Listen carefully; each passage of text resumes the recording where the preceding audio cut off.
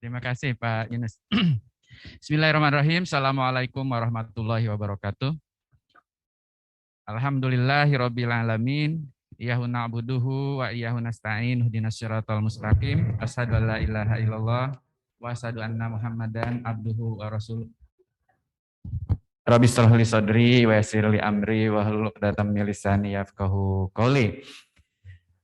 Puji syukur kita panjatkan kepada Allah Subhanahu wa taala. Pada kesempatan pagi ini saya bisa bersilaturahim dengan teman-teman di Unila, khususnya yang terhormat kepada Pak Dekan, Profesor Dr. Patuan Daraja, dan juga wabil khusus saya sebenarnya ke sini ingin ngucapin selamat kepada senior saya, guru saya, kawan saya, Profesor Dr. Sunyono, selamat, dan saya ingin hadir ke sini, tapi harus diundang begitu ya. Ini lucu juga, bisa datang ke Unila dan ketemu dengan Bapak dan Ibu sekalian, para dosen, kemudian ada koordinator program studi, ketua jurusan dan juga koordinator program studi di Universitas Negeri Lampung ini, dan kepada Bapak dan Ibu, para peserta dosen semua ya PKM. Ya, Universitas Unila ini yang hadir secara daring di tempatnya masing-masing. Bapak dan Ibu sekalian, dalam keynote speech ini saya mungkin tidak harus menyampaikan paparan.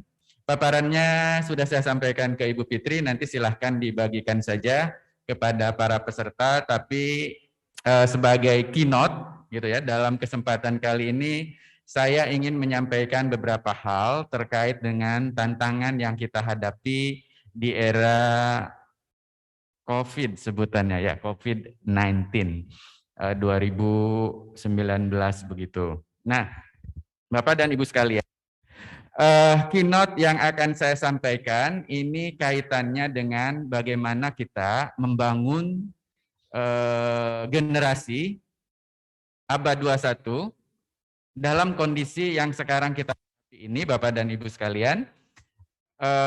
Kajian kita itu terkait dengan technological, pedagogical, content, knowledge, atau banyak dikenal dengan istilah TPEC. Nah, ya gitu Bapak Ibu sekalian.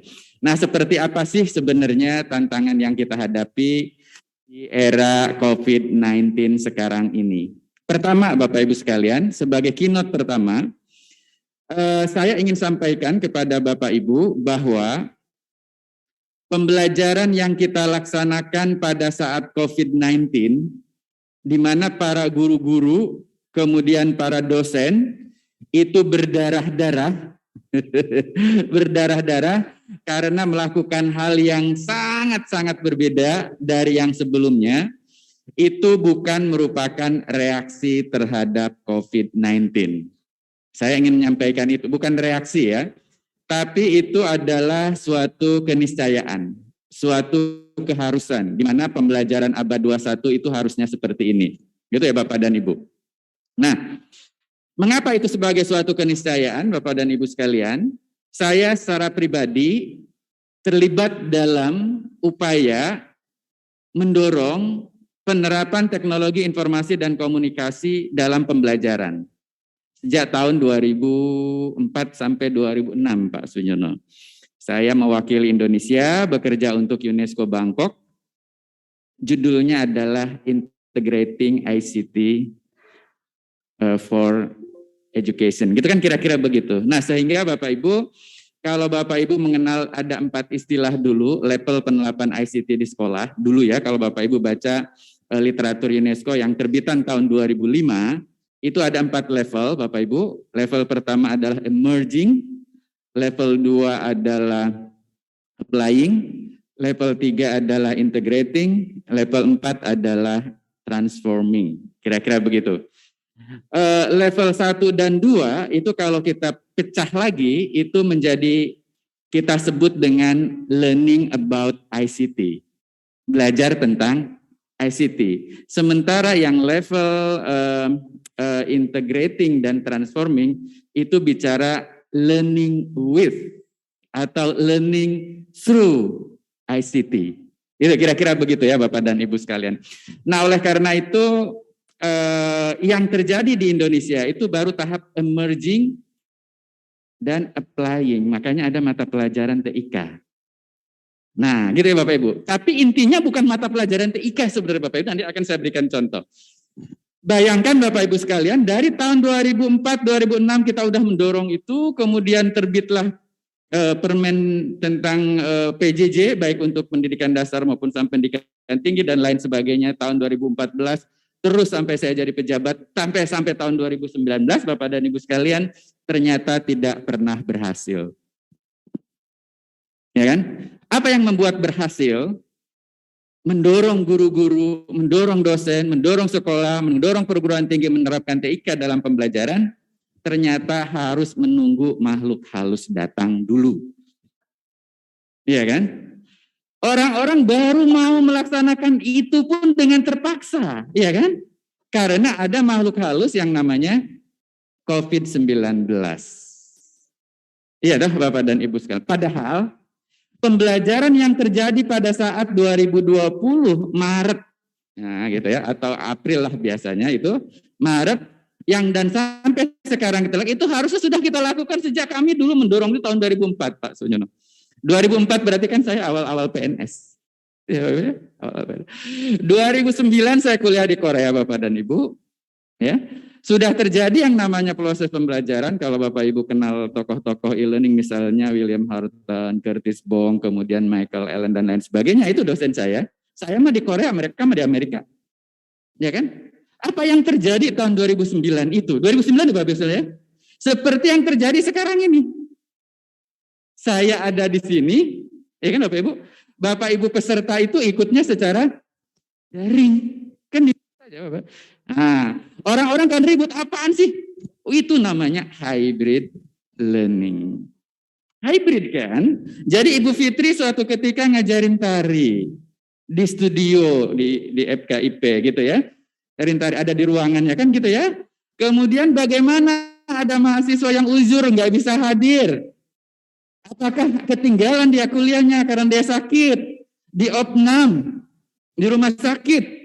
Ya enggak apa-apa. Di live streaming saja Ibu Fitri yang ada di ruangan ini, mereka ikut belajar di mana saja. Kami sudah praktekkan 2009 Bapak dan Ibu sekalian ya. Nah inilah Bapak dan Ibu tantangan kita dalam menerapkan teknologi. Tapi intinya Bapak Ibu sekalian, keynote yang ketiga ya, keynote yang ketiga. Inti yang ingin kita lakukan pertama, karena tema yang ini, terima kasih ditayangin ya.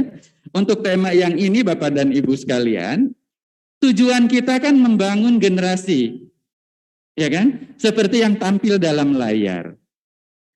Generasi abad 21. Ini dalam layar ini sintesis saya, bukan sintesis ya, saya kombinasikan antara 21st Century Learning Partnership yang sebelah kiri, dan juga tokoh industri 4.0 Klaus Schwab yang sebelah kanan. Kemudian yang tengah itu adalah founding father-nya kita, Ki Hajar Dewantoro atau Suryadi Surya Diningrat, begitu Bapak Ibu. Nah sebenarnya tujuan daripada pendidikan di sekolah maupun di perguruan tinggi itu menghasilkan yang sebelah kiri, ya kan? Nah atau sebelah kanan gitu kira-kira ya. Yang sebelah kiri itu nggak kebaca ya. Learning and innovative skill. Itu kalau menurut Klaus Schwab itu sama dengan data literacy. Literasi data. Nah, apa yang kemudian yang satunya lagi adalah information, media, and technology literacy. Kalau menurut Klaus Schwab itu teknologi literacy, ya kan gitu ya. Yang kiri itu life and career skill menurut partnership ya, menurut scientific learning.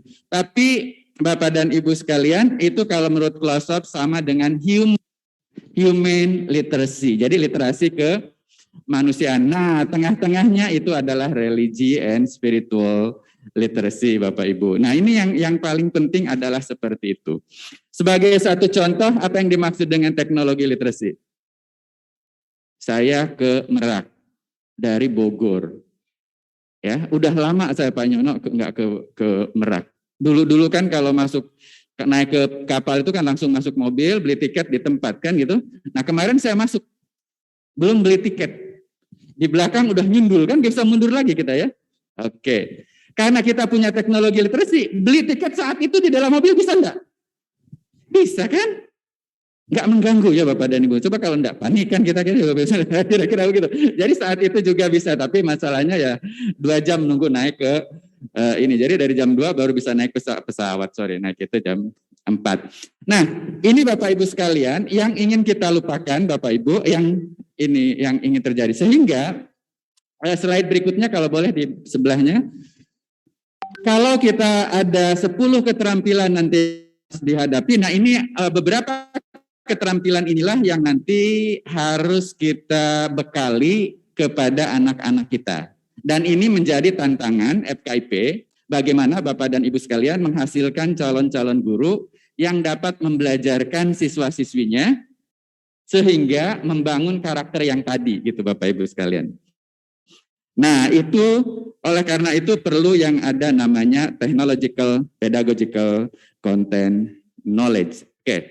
Saya kira slide-nya nggak usah diteruskan ya, tapi saya ingin berikan suatu kasus kepada Bapak Ibu sekalian, apa yang dimaksud dengan content knowledge, apa yang dimaksud dengan pedagogical content knowledge, apa yang dimaksud dengan technological pedagogical knowledge dengan analog kasus ilustratif.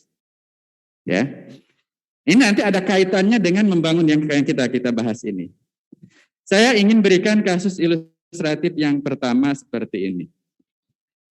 Seorang guru nun jauh di Banjarsari. Banjarsari itu SD saya, bukan kelahirannya dia. Kan gitu ya. Di kaki Gunung Pulosari, Banjarsari, Banten, Pandeglang. Tahun 80-an, belum ada internet. Bapak Ibu sekalian ya.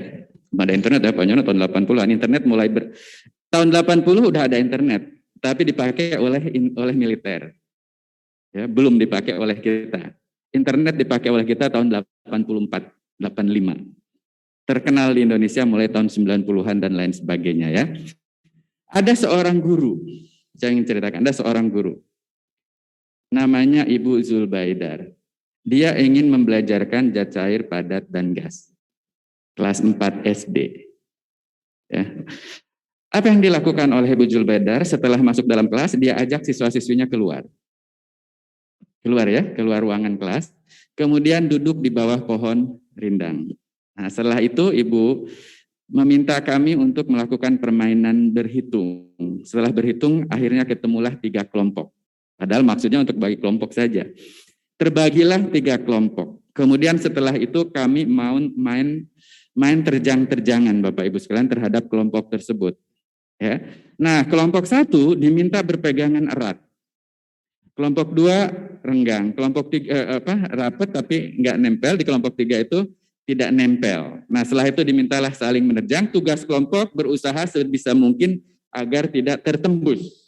Sampai permainan itu jenuh lah anak-anak, mungkin nyampe 20 menit atau 30 menit, kira-kira begitu Bapak Ibu sekalian ya.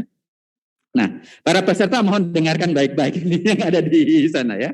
Oke, setelah itu Ibu Zulbaidar bilang, inilah zat cair, kelompok 2. Inilah zat padat, kelompok 1. Inilah gas, kelompok 3. Hanya ingin menjelaskan ikatan molekul Bapak dan Ibu sekalian, guru tersebut secara kreatif dia memikirkan cara bagaimana caranya agar bisa everlasting ya Bapak Ibu. Pemahaman itu ingatan jangka panjang ya, bukan short term memory tapi long term memory, tapi harus dilakukan dengan cara tertentu. Ini kan kreativitas kira-kira gitu ya. Setelah itu Ibu Zulbaidar meminta anak-anak, Ibu akan menyanyikan sebuah lagu. Ya kan? Selama Ibu menyanyikan sebuah lagu, tolong kumpulkan apa saja ada yang di sekitar sekolah ini. Ya, Bapak Ibu ya? Oke, dikumpulkanlah. Menyanyikanlah dia sebuah lagu. Cuma saya nggak tahu lagu di Lampung apa ya. Kalau lagu di Sunda itu ada itu, Bubui Bulan gitu ya. Bubui bulan sangrai bentang. Kira-kira begitu. Selesai ya lagu. Tapi lagunya bukan judi gitu. Itu yang lain lagi ya. Nah, nggak mungkin untuk anak SD. Nah, setelah itu kumpul Bapak Ibu. Ibu Zulbaidar meminta anak-anak secara kelompok klasifikasikan mana padat, mana cair, mana gas. Walaupun nggak ketemu yang gas gitu kira-kira ya Bapak Ibu. Nah setelah itu ributlah, ini padat, ini cair, ini padat cair, orang setangkai bolang, bolang itu apa namanya? Talas ya, keladi gitu. Nah terus menjawab, ini padat, betul. Kamu, ini cair, kamu nggak salah juga, karena di dalamnya ada. Disitulah ada konsep bahwa padat, cair, dan gas itu bukan sesuatu yang diskrit lah kalau bahasa kita ya. Bukan ordinal, bukan 01 gitu kan, gitu kira-kira. Nah setelah itu masuk dalam kelas. Nah di dalam kelas diminta merefleksikan apa yang telah dipelajari. Bebas, ngomong apa aja anak-anak nggak diharuskan kan gitu, dengan gayanya masing-masing. Ada yang bilang enak Bu, asik gitu kira-kira apa pokoknya dan sebagainya gitu Bapak Ibu. Nah setelah itu baiklah kalau begitu nanti di rumah. Nah apa yang bisa kalian lakukan di rumah membantu orang tua kan gitu kan kira-kira. Nah nanti akan diceritakan minggu depan. Nah kaitannya dengan membantu bikin kopi, apakah bikin cincau, apa-apa. Nanti ada sharing session minggu depan menjelaskan tentang upaya mereka membantu orang tuanya. Padahal ceritanya itu kaitannya dengan padat, cair, dan gas sebenarnya. Gitu kira-kira Bapak Ibu. Itu kasus yang pertama ya Bapak Ibu. Oke, kasus yang kedua. Ada seorang guru namanya Yunus. Yunus betul ya? Yunus ya, nah, tapi bukan yang ini. Tahun 2021. Ya kan? Di Tanjung Karang. SD negeri ya Pak ya.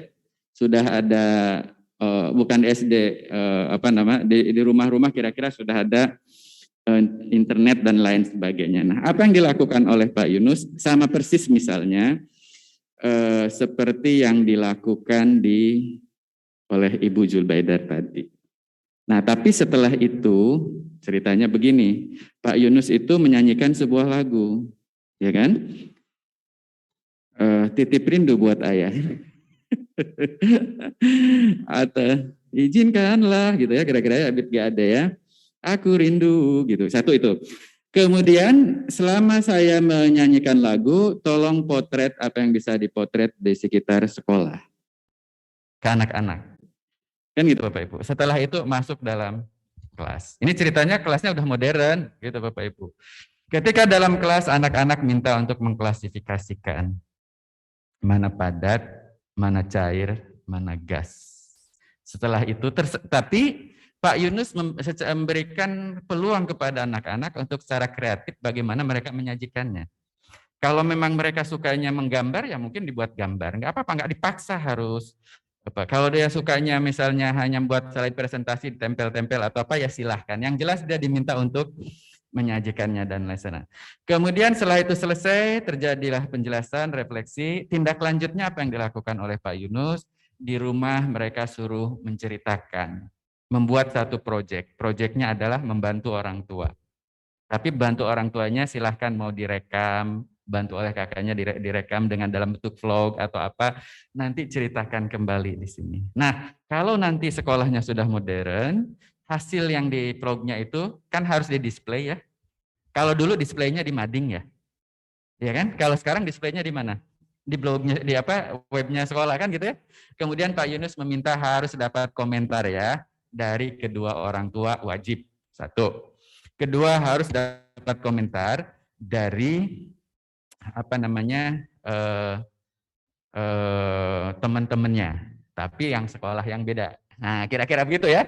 Nah, itu salah satu yang dilakukan oleh guru yang kedua, kasus yang kedua. Kasus yang ketiga, ada seorang guru namanya US. Bapak Ibu sekalian, ingin belajarkan cair, padat, dan gas. US ini baru mendapatkan pelatihan dari Unila, bagaimana membuat slide presentasi yang bagus. Kan? Kemudian dibuatlah slide presentasi. Ya, ada 20 slide presentasi. Nah, karena COVID-19 misalnya, ya kan, siswa-siswinya dilakukanlah pembelajaran dengan menggunakan Zoom Cloud Meeting. Ya, Zoom Cloud Meeting. Nah, ketika melakukan Zoom Cloud Meeting, gunakanlah itu slide presentasi dan jelaskan kepada anak-anak, ya kan? Setelah itu diberikan kuis. Kuisnya keren karena baru belajar kuisis gitu. Atau belajar Kahoot gitu ya, menggunakan itu kepada anak-anak. Setelah itu selesai. Ya kan? Nah, ini pernah saya teliti di tahun 2019 Pak Sunyono dengan Pak Toto. Sudah terbit di jurnal internasional ya. Judulnya How do Teacher Perceive Modern Instruction? Bagaimana guru mempersepsi pembelajaran modern dengan kasus tadi. Kasus yang pertama itu terjadi pada hidup saya. Bu Zulbedar itu guru saya, SD ya. Nah, saya ingin tanyakan kepada Bapak Ibu sekalian, manakah dari tiga tersebut yang pembelajaran modern? Nah, di dalam penelitian saya. Dan respondennya itu 3.200 guru dalam jabatan. Mungkin Pak Siono waktu itu pernah nyuruh juga, Pak Siono pernah nyuruh juga kepada mahasiswa Unila untuk ngisi PPG Unila yang dalam jabatan, ngisi survei itu. Itu tahun 2019. Apa yang terjadi Bapak Ibu sekalian? Di bawah hanya sekitar 64% yang mengatakan bahwa kasus pertama adalah pembelajaran modern. Bapak Ibu ya. Kemudian sebagian besar mengatakan kasus yang kedua adalah pembelajaran modern. Yang milih satu-satu Bapak Ibu ya. Kemudian yang menarik adalah kasus yang ketiga itu pembelajaran modern itu hampir 50%, Pak. Yang menarik di situ. Dan yang menarik lagi Bapak Ibu sekalian, ya saya sangat senang sekali ketika ada responden yang menuliskan bahwa 1 dan 2 adalah pembelajaran modern. Itu saya senang banget. Tapi saya sangat sedih ketika ada banyak Pak yang memilih bahwa 2 dan 3 adalah pembelajaran modern. Nah, di sinilah saya ingin sampaikan kepada Bapak Ibu sekalian kaitannya dengan TPEC tadi. Sebagai seorang guru, kita harus punya content knowledge. Itu betul. Ya kan? Tapi bagaimana kita membelajarkan konten itu agar siswa dapat memahaminya, bukan hanya sekedar memahami materi, tapi karakter tadi terbangun gitu dengan cara itu, maka itu kita perlu kemampuan pedagogic knowledge. Ya kan? Maka ketika content knowledge itu kita desain sedemikian rupa dengan pedagogic knowledge dan lain sebagainya, maka itulah pedagogic content knowledge. Itu teorinya Sulman tahun 86. Ya kan? Gitu kira-kira Bapak dan Ibu sekalian. Nah, saya ingin sampaikan di sini Bapak Ibu, kasus yang pertama itu adalah pembelajaran modern dengan teknologi sedia kala. Jadi jangan anggap bahwa kasus yang pertama itu bukan pembelajaran modern. Itu adalah pembelajaran modern. Nah, tantangan buat FKIP, bagaimana mendorong para calon guru ini dapat mendesain pembelajaran walaupun teknologinya seadanya. Jadi ketika ada orang tanya, Pak, kami nggak ada internet, kami nggak ada ini dan lain sebagainya, la tahzan, no worries, ya Pak, be happy. Karena yang menentukan pembelajaran bagus itu bukan teknologinya. Nanti belakangan saya akan jelaskan kepada Ibu, Bapak, apa yang dimaksud dengan teknologi sebenarnya. Kan kira-kira ya. Nah, kasus yang kedua, Bapak Ibu sekalian, itu adalah pembelajaran modern dengan teknologi modern. Artinya high teach dan high tech. Ya kan Bapak Ibu ya? High teach dan high tech. Kasus yang pertama itu low tech. Betul, low tech ya kata orang Sunda, low tech, tapi dia high teach. Dan juga high touch. Itu yang paling penting gitu Bapak Ibu sekalian ya. Sementara kasus yang ketiga, Bapak Ibu saya ingin sampaikan, kasus yang ketiga itu adalah pembelajaran kuno kan, dengan teknologi modern. Kalau kata para ustadz itu naudzubillah.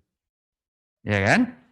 Tapi faktanya di lapangan Bapak Ibu sekalian, responden memilih bahwa 2 dan 3 adalah pembelajaran modern. Itu artinya Bapak Ibu sekalian, dari 3.000 guru yang jadi responden itu, ya kan, mempersepsikan bahwa sejauh menggunakan teknologi dalam arti teknologi modern, itulah pembelajaran modern. Paham nggak Bapak Ibu sekalian? Maksud saya, kenapa saya gunakan 3 ilustrasi tersebut dalam penelitian itu? Saya ingin melihat guru itu mempersepsi pembelajaran modern itu seperti apa. Ternyata, kalau di atas 50% kan kita sedih Pak Suyon. Sedihnya itu artinya berarti persepsi guru-guru kita bahwa pembelajaran modern itu menggunakan teknologi canggih. Ya kan, teknologi canggih. Padahal ada teknologi yang nggak canggih. Nama bahasa orang Lampungnya disebut indigenous technology. Teknologi sedia kala ya, bukan modern teknologi. Nah, oleh karena itu dalam tausiah saat ini saya ingin mengajak Bapak Ibu untuk hijrah gitu loh. Ya kan, dari yang selama ini sebenarnya kita itu adalah di kasus yang ketiga, Bapak Ibu sekalian, menjadi kasus 1 atau kasus 2. Ya. Sekalian menampar diri kita sebagai dosen, Bapak Ibu sekalian, kalau mau jujur kita itu di posisi 3. Karena setiap sesi perkuliahan Bapak Ibu sekalian kita anggap sebagai seminar. Kalau kita anggap sebagai seminar seperti ini. Iya kan Bapak Ibu? Ya kan? Hanya menyampaikan materi. Sehebat apapun cara Sigas nyampein materi, tapi itu nggak membelajarkan betul gitu kira Bapak Ibu sekalian ya.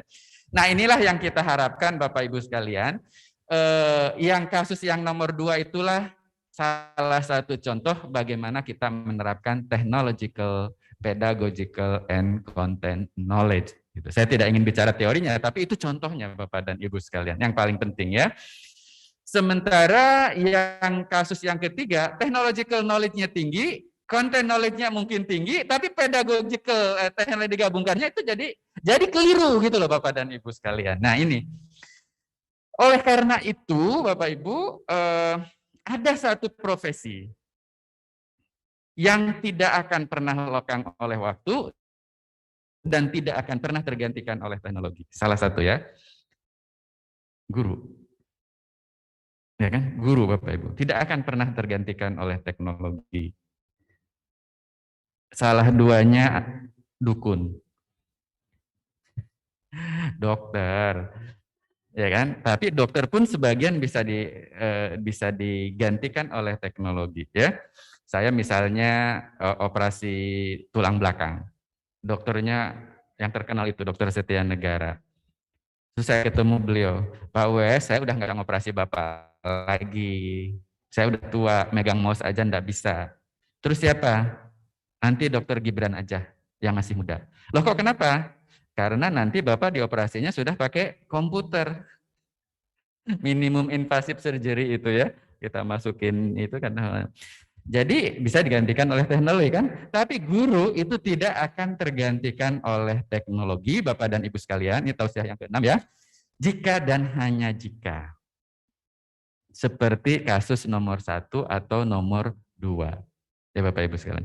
Tapi kalau paradigma guru masih seperti kasus nomor 3, Bapak Ibu sekalian, maka kita bisa digantikan oleh teknologi. Kalau hanya sekedar menyampaikan materi, mata kuliah saya, materi-materi saya buat di kanal YouTube-nya saya, Bapak dan Ibu sekalian. Tapi di kelas, mahasiswa kita bentur-benturkan dengan kasus, kita benturkan dengan permasalahan, kita benturkan dengan ini dan lain sebagainya, dan kita tidak ceramai. Tapi ini kita tidak bicara mahasiswa ya, kita bicara anak-anak. Nah, saya ingin sampaikan kepada Bapak dan Ibu sekalian, dengan pedagogical content knowledge, seperti contoh kasus 1 tadi Bapak Ibu, ketika anak-anak diminta mengumpulkan barang-barang dan mengklasifikasikan, bukankah critical thinking skill-nya sudah terbangun? Iya kan? Ketika anak-anak diminta mempresentasikannya oleh guru, kemudian di situ anak-anak ribut, gue dong, kalau kata orang sudah, aku dong yang maju, dia dong yang maju, dan lain sebagainya. Bukankah anak-anak sudah belajar di situ menghargai satu sama lain? Iya kan? Ketika terjadi ribut di situ, guru menengahi di situ, yang disebut dengan incidental learning itu di situ Bapak Ibu sekalian ya. Disitulah guru memiliki peran untuk mengembangkan apa istilahnya akhlak lah di situ dan sebagainya untuk bisa menilai dan sebagainya. Bukankah itu jadi amal jariah juga untuk gurunya sebenarnya ya untuk melakukan itu Bapak Ibu sekalian. Nah, jadi Bapak dan Ibu sekalian itu yang kasus nomor 1 ya. Kemudian ketika anak-anak maju ke depan dan menjelaskan, bukankah self confidence-nya itu sudah terasah? Iya kan? Kira-kira Bapak dan Ibu sekalian, ya kan? Bukankah kemampuan komunikasinya lama-lama akan terbangun? Ketika Pak Yunus nyuruh anak siswanya misalnya maju ke depan, enggak bunyi sekalipun sepatah kata pun Bapak Ibu sekalian, itu sudah berhasil. Ya kan? Pak Yunus tinggal deketin anak itu, gitu kan, keringetan apa enggak? Kalau keringetan berarti di situ ada usaha yang sedang dia lakukan. Apakah gagal kita? Enggak. Enggak. Apalagi kalau kita cium ketiaknya. Kalau dia bau, berarti ada proses adrenalin di situ. Berarti dia sebenarnya berusaha, cuman nggak kelihatan. Jangan bilang goblok kamu nggak bisa ngomong gitu kan, gitu kira-kira, mohon maaf ya bahasan. Nggak juga begitu. Karena buktikanlah Bapak dan Ibu sekalian, pada pertemuan berikutnya atau beberapa berikutnya dia akan memulai memiliki satu peningkatan Bapak dan Ibu. Ya, saya ingin berikan contoh kasus aja ya. Ada yang orang nggak pernah jadi pimpinan misalnya gitu, tiba-tiba jadi pimpinan, kemudian apapun dia dimintakan bikin apa namanya pidato misalnya harus dituliskan. Awal-awal mereka keringet dingin, lama-lama Bapak Ibu sekalian ternyata dia akan bisa. Kan itu kira-kira Bapak Ibu sekalian ya. Nah itulah Bapak dan Ibu perlunya pengalaman itu diberikan kepada anak sedini mungkin. Nah, jadi inti daripada dua kasus yang saya sampaikan tadi kepada Bapak Ibu sekalian, ini amanat daripada Ki Hajar Dewantoro yang mengatakan bahwa mata pelajaran dan segala aktivitas yang kita lakukan untuk siswa-siswi kita, itulah ya inti daripada belajar. Jadi mata pelajaran dan aktivitasnya adalah alat Bapak Ibu sekalian, bukan tujuan. Kita kebalik. Iya kan? Nah, kita ini kebalik. Jadi tujuan. Nah, inilah Bapak dan Ibu sekalian, oleh karena itu sebagai kesimpulan saya ingin sampaikan Bapak Ibu, terakhir saya kuliah, saya masih kuliah terus Pak Sunyono walaupun enggak memperoleh jasa gitu. Terakhir saya di Illinois kuliah online begitu. Ambil satu course tentang ubiquitous instructional design. Ada satu hal yang saya ingin kutip kepada Bapak Ibu dalam bahasa Lampung ya. Technology may advance,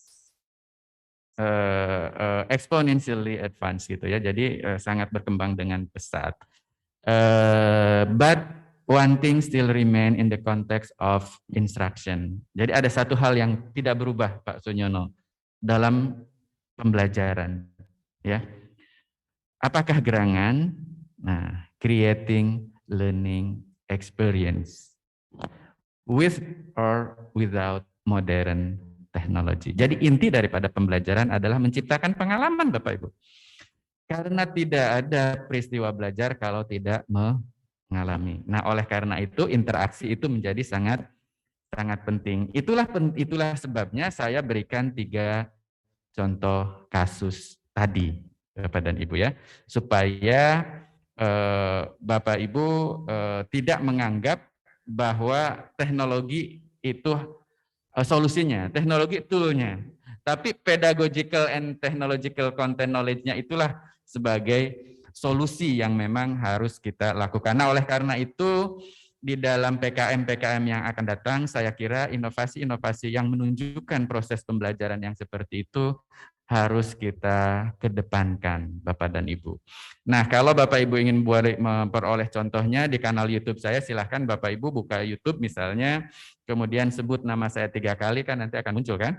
Nah, gitu kira-kira di situ. Nah, di situ saya akan berikan satu contoh sederhana Bapak dan Ibu sekalian ya, misalnya begini. Dalam transaksi belajar itu bisa terjadi secara sinkronus kayak sekarang. Sinkronus itu berarti saya ada di sini, Bapak Ibu peserta ada di mana saja dengan teknologi Zoom, ya kan? Kemudian yang kedua bisa juga secara asinkronus. Asinkronus berarti mereka bisa belajar kapan saja dan di mana saja tanpa harus ada di tempat. Oke, nah saya ingin jelaskan seperti ini. Ini contoh technological, pedagogical, content knowledge. Ada seorang guru SMA mengajar sosiologi. Ini yang saya tahu aja. Saya oprek-oprek waktu beberapa itu dari RPS-nya guru ya. Saya juga bukan guru sosiologi sih, tapi saya ingin membayangkannya kira-kira seperti ini. Di dalam sosiologi itu ada tentang konsep tentang strata sosial, ya kan? Dan itu macam-macam kan gitu. Nah, kalau saya seorang guru misalnya, ya, maka saya akan coba kombinasi dalam guru misalnya dalam konteks COVID-19 sekarang ini. Nah, dalam COVID-19 peluangnya kan cuma 2, sinkronius, tatap maya sekarang ini, atau asinkronus, apakah menggunakan LMS, apakah menggunakan sosial media, terserah lah kira-kira nggak perlu diinikan Bapak Ibu. Sementara tatap muka kan nggak bisa. Kalaupun bisa nanti terbatas. Oke. Apa yang saya lakukan Bapak Ibu sekalian? Oke. Maka saya awali dengan asinkronus misalnya. Asinkronus berarti belajarnya kapan saja dan di mana saja. Apa yang saya lakukan dalam asynchronous, Bapak Ibu sekalian? Saya pikirkan satu essential questions.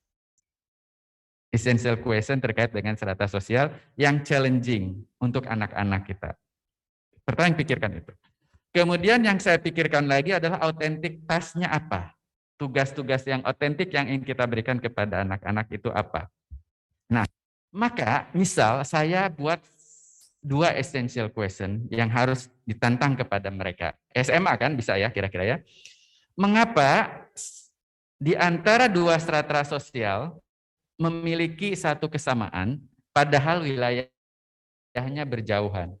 Strata sosial di suku ini dengan di ini gitu ya. Tapi ada satu persamaan Bapak Ibu sekalian, padahal jauh-jauhan. Ya kan? Kayak di Indonesia dengan Manila, Filipina kan ada berapa persamaan, padahal itu jauh banget gitu kan dengan kita. Malah yang dekat mungkin Sulawesi kan gitu. Jawa dengan sana kok ada yang sama gitu kira-kira begitu ya. Kemudian mengapa ada suatu yang berbeda padahal berdekatan ya satu sama lain. Bukankah namanya itu essential question yang challenging untuk anak-anak? Ya, oke. Maka saya pilihkan beberapa video tentang strata sosial. Ketemulah misalnya ada 10 strata sosial, videonya itu. Nah, saya buatkanlah LKS. Di LKS itu memberikan satu essential question tersebut, video pilihannya linknya kita berikan kepada mereka. Kenapa saya tidak menggunakan Google Classroom misalnya.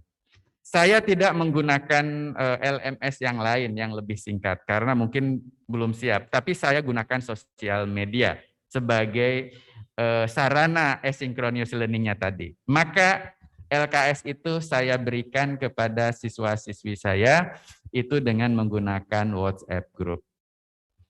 Ya kan gitu. Karena memang misalnya begitu ya, berisi dan lain sebagainya. Kemudian dalam LKS itu saya minta anak-anak boleh bebas dan minta secara kreatif menuangkan bagaimana perbedaan dan persamaan itu. Dia diminta untuk memilih 2 di antara sekian video itu, 2 di antara sekian video itu mereka milih dan menuangkannya terserah dengan mereka.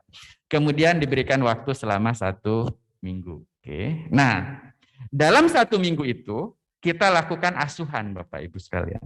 Ya, lewat WhatsApp grup lagi. Tanya bagaimana ini terus dan lain sebagainya gitu sampai selesai. Nah, disitulah berarti kita memberikan asuhan pembelajaran tidak lagi terjadwal. Ya kan, tidak lagi terjadwal. Oke.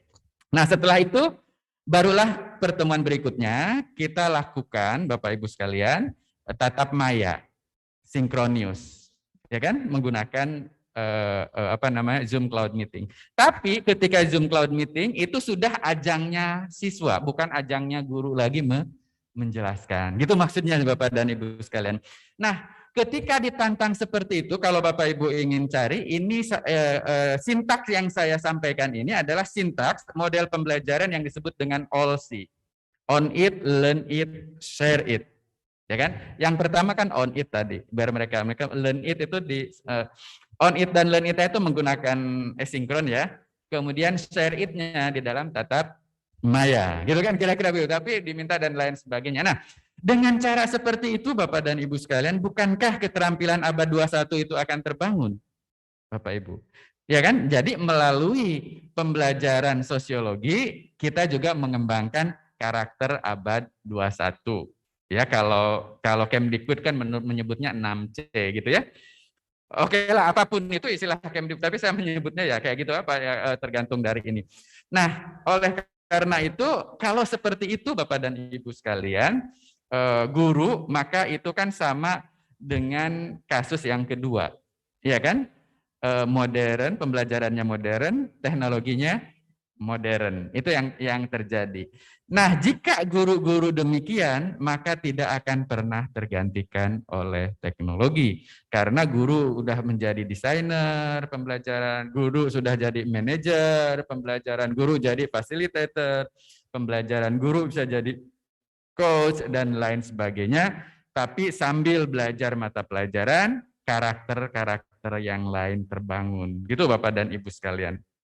Nah, sebagai kesimpulan Bapak Ibu, kalau begitu, bagaimana kita menciptakan pengalaman belajar? Maka kuncinya satu, menurut Ashburn, itu adalah authentic and challenging task. Sejauh mana kita memberikan authentic and challenging task, sejauh itulah pengalaman terjadi. Sebesar itu, sejauh mana pengalaman terjadi, sebesar itulah karakter anak-anak akan terbangun, Bapak dan Ibu sekalian. Dan itu harusnya tidak hanya terjadi di sekolah, tapi di rumah, di sekolah, dan di masyarakat. Dengan atau tanpa teknologi. Nah, saya ingin menyampaikan hal penting daripada esensi pembelajaran seperti itu, supaya kita tidak terkooptasi dengan teknologi yang memahami teknologinya sempit, Bapak Ibu sekalian. Ya kan? Kalau Bapak Ibu menganggap ini adalah teknologi, padahal ini adalah hard teknologi. Ya kan? Teknologi itu harus ada pelengkapnya, namanya soft tech. Soft teknologi itu cara kita menggunakannya, sementara hard teknologi itu adalah perangkatnya. Disebut teknologi ketika hard dan soft-nya itu seiring dan sejalan dan memberikan nilai tambah, ya Bapak dan Ibu sekalian. Makanya ketika kita menggunakan slide presentasi itu hard teknologi, tapi cara kita menggunakan slide presentasinya juga membosankan, maka itu tidak bisa kita sebut sebagai teknologi pembelajaran karena tidak memberikan value added, gitu ya Bapak Ibu sekalian ya. Tapi ketika seorang Ustadz Maulana mengatakan jamaah, jamaah, gitu kan? Kira-kira Bapak Ibu, bukankah itu teknologi? Cara kan? Nah, menurut Robert Gagne itu adalah gaining attention, gitu ya, salah satunya. Jadi Bapak dan Ibu sekalian jangan menganggap teknologi itu adalah perangkat, karena teknologi itu adalah teknik, cara. Itulah sebabnya kenapa ada lotek yang enak, lotek yang nggak enak. Bahannya sama, hardtech-nya, tapi cara mengolahnya itu berbeda. Itulah sebabnya saya ingin sampaikan, ketika guru menggunakan itu sebagai satu teknologi pembelajaran, maka soft tech-nya itu ada di ibu guru maksud saya. Ada di guru, kan gitu Bapak dan Ibu sekalian. Makanya saya ingin sampaikan Bapak Ibu, contoh kasus pertama itu adalah soft dan hardtech-nya seiring sejalan. Contoh yang kasus yang kedua adalah soft dan hard teknologinya seiring dan sejalan. Sementara contoh kasus yang ketiga adalah hard tech-nya tinggi tapi soft tech-nya rendah. Jadi ibarat jiwa dan raga. Jadi hard tech itu adalah raga, soft tech itu adalah jiwa. Kalau ada raganya tanpa jiwa berarti jenazah, ada tidak ada raganya, ada jiwanya berarti gitu kira-kira begitu ya, gentayangan kan gitu. Demikian, terima kasih Pak Yunus, saya ingin sampaikan kira-kira tausiahnya itu saja supaya kita tidak terkooptasi oleh teknologi, dan ini adalah tantangan untuk kita di Fakultas Keguruan dan Ilmu Pendidikan untuk menghasilkan para calon-calon guru yang dapat menerapkan technological, pedagogical, and content knowledge dalam konsep umumnya seperti demikian. Terima kasih. Assalamualaikum warahmatullahi wabarakatuh. Waalaikumsalam.